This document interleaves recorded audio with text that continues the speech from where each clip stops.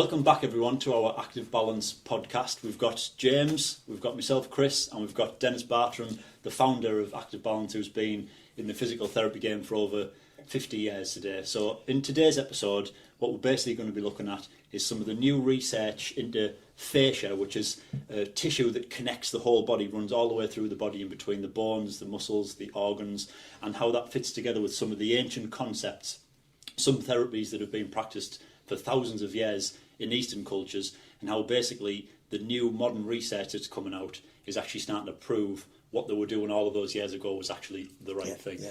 Because last time in the previous podcast we went into a little bit about your history, Dad, about how you were manipulating using osteopathy, then moving away from that, looking for other ways to get joints back into alignment. And then after that we'll go into a little bit about how you met Dr. Hatsumi, who's a grandmaster of traditional Japanese medicine, but also a grandmaster of a martial system. And at the same time you were meeting with eminent figures such as Dr. Levin, Robert Schleip, who are bringing a lot of this new modern research into fascia to the forefront, and basically how in Active Balance we're putting that all into one pot so that people can understand it easily and learn it for themselves, their friends, their family, their business.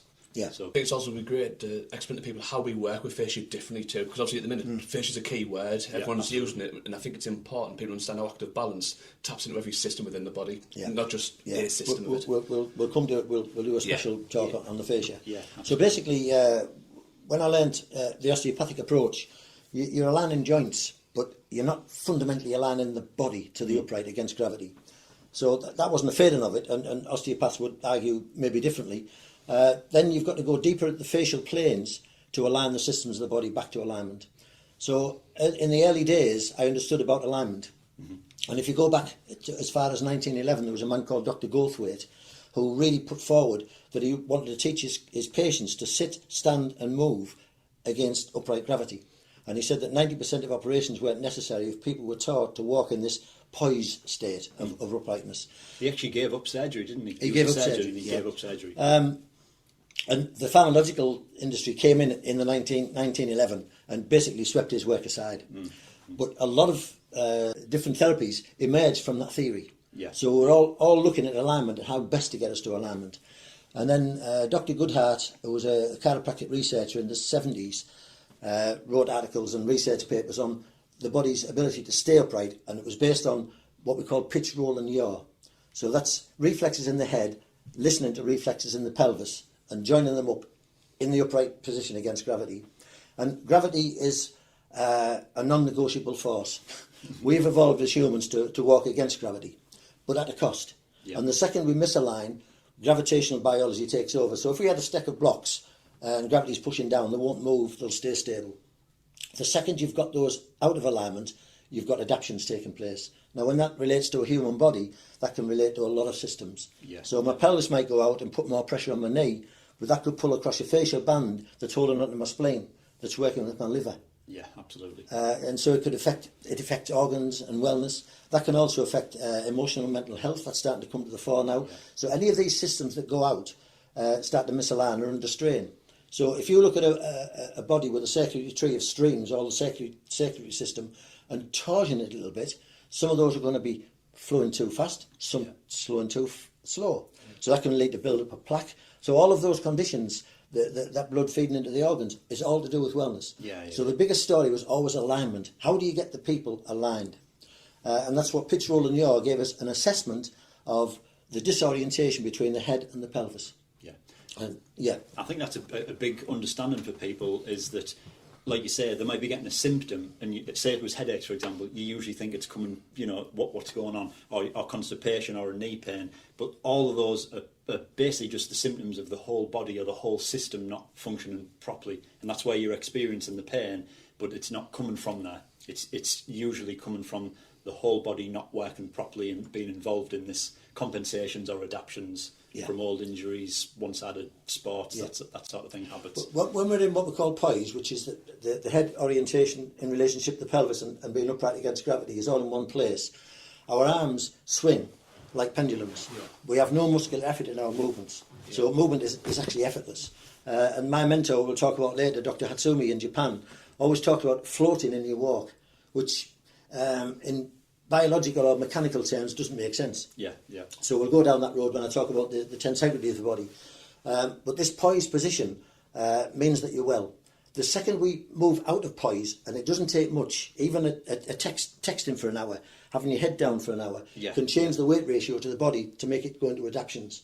Now, once that's happening, when the head's forward of its normal neutral position, the body goes into fight or flight stress, which switches off the automatic system that makes our arms and bodies move involuntarily without out thought into a more voluntary muscular activity, which is strenuous, puts strain on the muscles, strain on the joints, and basically starts to stress the system, and then we become unwell. Yeah, I think it's a good point you made there, Dennis, because again, a lot of people who come in our clinics have had different therapy approaches, but I think the biggest thing is no one's looking to put the body in a gravity competent state. So when they're moving, they're not fatiguing, they're not using energy levels, which is getting took away from the immune system, the digestive system.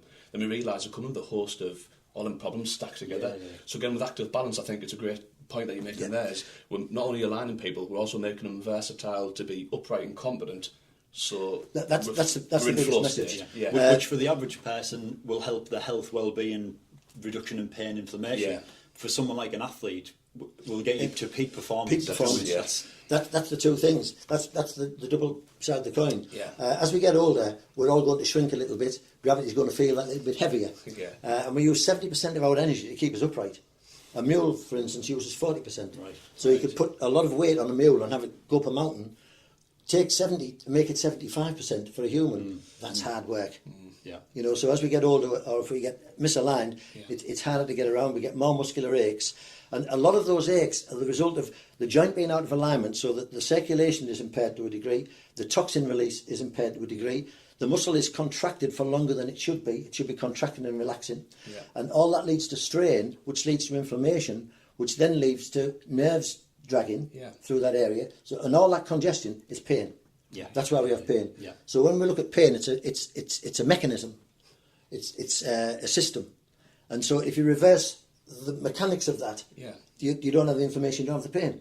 Yeah, I think one of the interesting things that's come out of this sort of new research, I mean, we're talking sort of the last 15, 20 years really, the research on the fascia, is that how through injury and immobility, whether that's a big trauma, a fall, a slip, a twist, or micro trauma, repetitive stress, the fascia actually, which is usually stretchy and elastic and gives us our sort of spring in our body, loses its hydration, becomes like dehydrated, dries so we out. lose that spring, which usually protects our joints from basically as the shock impact of the walking. Shock impact of walking, So when we lose that springiness in the tissue, it's actually the joints that are bearing more weight than they should do, which leads to inflammation, pain, and like you're saying, the nerves dragging through the There's joint. a law called Wolff's Law, and basically what the body does, it's very adaptable. That's how we've got as far as we've got.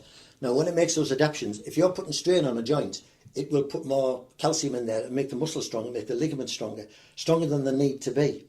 And that's called Wolff's Law, and that's like what we call plastic neurology. So anywhere you need extra stress, it'll put it there. Now, what that does to the joint is it deforms the joint. So on X-ray, it doesn't look right. Yeah. And if it gives off pain, they'll call it arthritis. And itis is the inflammatory part of a joint. The inflammation isn't there because the joint's deformed slightly. The inflammation is there because the process is passing through there. That's the pain. And we need to understand pain as a process rather than as an object. Yes, I think the point you're making there, I've had a client recently myself, a lady unfortunately, she's been told by a surgeon she needs a hip replacement on one side, and the other side it might follow in a few years. Now what's ironic is the side they want to operate on is the painful side. The side that's more arthritic, evidentially, is the side they want to operate on in a few years' time. Yeah. So again, it's trying to educate our clients. It's not about the pain factor, it's about how's our alignment not stacking correctly, how we're not moving effectively.